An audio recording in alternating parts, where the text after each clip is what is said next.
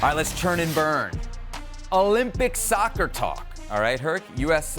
Is set to open the Olympics on Wednesday. Josie? Do you know when the last time the U.S. played an Olympic game was? Yeah, for those that on year. the podcast who can't see our graphics, 2008. That would have been your generation, right? No, I'm older than that. I'm 2000. Okay. Oh, yeah. I'm the Landon Donovan Jr. Oh, wow. Okay, yeah, you would have been on the 2000 team. All right, so they're in a group with France, who they open up against New Zealand and Guinea. What are your expectations here?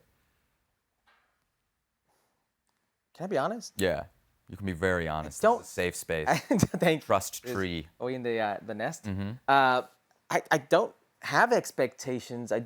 You should have a little bit of expectation. Look at that group. No, hold on. That group's very accessible. Let me explain. Okay. I mean, since that Sydney group, that Sydney Olympic Games, that my age group, they've qualified past the group phase once, and half the time they're not even involved in the Olympics. So what are we here to expect from a team that is nowhere near the top U23 prospects in the U.S. because it's not a tournament that's under FIFA, so they can't. It's not an obligation for these teams to let go of their players. So you have age-eligible players here like a Giovanni Reyna, Joe Scally, Yunus Musa, Ricardo Pepi. The U.S. could have put together a baller team for sure. Fuller and Balogun. Like, you could put, and then, those are just the age-eligible players, and I'm sure I missed a few. What about the overage players you could potentially get if everybody was released? Do you think they would have gone with all due respect, a Jordy Mihailovic, a Miles Robinson, or Walker Zimmerman? So you're having me go down a path of hypotheticals without knowing the other hypotheticals of the other team. I don't have expectations. Like, could they get second place behind the host nation, France, which is one of the deepest player pools in the world at senior level? Sure. Yeah. After that, do I expect anything out of them? Do I really think, and listen to this, do I think they're better than Argentina?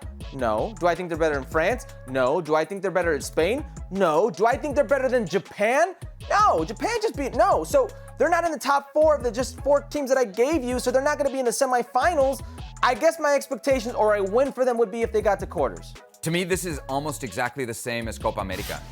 I look at it from a group, and obviously I'm not going to pretend to be a New Zealand U23 expert. I'm going off football history and depth of talent pool. But I think, New Zealand is a country that has achieved much less than the United States and has much less resources for football. Guinea has never been to a World Cup, never been to an Olympics before this. I think they've been to like 2 U20 World Cups. The last was almost a decade ago. So it's a country with almost no footballing history there. I think the expectation should be to at least get out of the group. Then, as we always do, you look at the cross. If you expect them to finish second behind France, it's probably Argentina in that quarterfinal, and then it's exactly what we said at Copa America. If anything beyond that, anything beyond a quarterfinal is a massive, overwhelming success. You've done great. A quarterfinal is your station in life. A group phase or out, to me, that would be a big failure. I'm willing to at least set that bar to say, hey, you got to get out of the group here. I really think so. I think that's the bar, is getting out of the group. That's why I'm telling you a quarterfinal would be for them. Right. That's their bar. Right. Like, it's getting to a quarterfinal, but I don't see him competing with the likes of a France, of a Spain, of an Argentina, even Japan. Really? I know there were some other teams ahead of Japan. Like, I think Japan's one of those teams that always does well and can continue to do well at the youth level.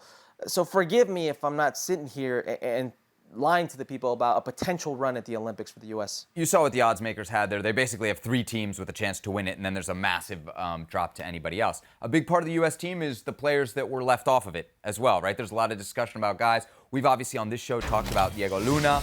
Another guy who's getting a lot of interest right now is Cade Cowell, because he's en fuego down in Liga MX for Chivas. This is against Mazatlan from the weekend. He's now got 3 goals and an assist in the first 4 games of the Liga MX season. Obviously, it's a bit of a danger right now to be a prisoner of the moment. Do you think they're going to regret leaving him off the team? Let me start off with Cade Cowell and how impressive this is, and how impressive to see a U.S. men's national team player leading the way for Chivas. Like, that blows my mind. And a player who's only 20 years of age right now is one of the 3 best players in Liga MX. That's who Cade Cowell is today. He's been that important for Chivas, and he's been that much of a difference maker. There are actions to his play, consequences to what he does. He's a different player. And he's a player that we've always said when it comes to the Olympics, you need to be very careful who you choose because they need to be multi-faceted players, an ability to play different positions. He's played everywhere in that front line, on the left, on the right, as a withdrawn forward, and I think you could even play him as a 9 if need be. I look at the players they have. So potentially, let's say the starting 11 for the U.S. Team right now in this Olympics is Duncan McGuire at the 9, Jordy Mihailovic on one side, and Paxton Aronson on the other. Let's say that's it right there, right? That's what most people have projected 11. It's not a lot of flexibility. These players aren't necessarily vertical. They're not with a lot of speed. This is who Cade Cowell is. You've got a Kevin Paredes who's somewhat similar, and you've got a Taylor Booth who's more of the mold of Jordy Mihailovic and a Griffin Yao. I actually think a player like Cade Cowell, who is in a great moment right now and is so vertical and just a threat with his speed, could be of use. But we're not going to know that until we see what happens out there. And this, you know when we're going to know? This goes for both. Until we see if Cade Cowell can keep it up at Chivas, and if we see if they're going to miss him on the field in Paris. I think we're going to know whether, not about if he can keep it up. I think we're going to know if they're going to miss him game 1. Because they're playing France game 1, and if you go back to March, they played against France, and he scored, it's not a great goal because it came off of a deflection. But a goal that I feel like only he could score. It's a long ball over the top. He gets outside of the defender for speed, cuts back inside, takes like 3 or 4 touches, very aggressive, and finishes it off. And by the way, that's a very good France team. It's the same team they're going to play. And he scores late in that game to make it 2-2. And you know who we're celebrating like crazy at that goal? The coaching staff that left him off the team. I'm frankly, whether they're going to miss him or not, again, only time will tell. I'm shocked he's not on the team. Like he was so much a part of the buildup. He was so much a part of the foundation of the Olympic process. It's wild to me that almost there was this like overnight U-turn. Maybe being in Liga MX hurt him. Maybe it took him somewhat off the radar of this national team staff.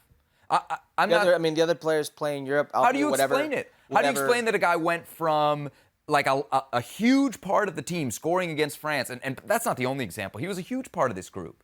To all of a sudden now, out of it? You're telling me if he was playing in Bologna's reserves? No, I'm telling you if he was still in MLS, I'm not excusing it, but explain it to me otherwise. Give me another reason.